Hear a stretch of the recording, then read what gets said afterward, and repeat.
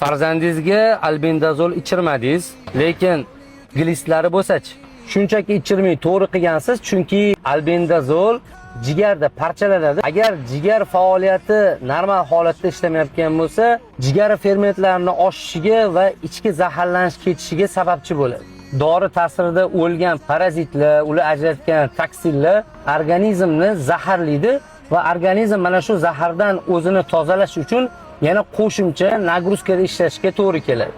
Shuning uchun jahon standarti bo'yicha bosqichma-bosqich davolash tavsiya qilinadi. Birinchi qadam bu organizmni tayyorlash. Bunda sorbentlar, probiotiklar beriladi va to'g'ri ovqatlanishga o'tkaziladi. Maqsad bo'ladigan intoksikatsiyani kamaytirish. Ikkinchi qadam bu to'g'ri diagnoz qo'yish.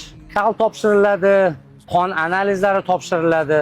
Agar analizlar gelmint borligini tasdiqlab diagnoz qo'yilsa, unda gelmintni turiga qarab dori tanlanadi.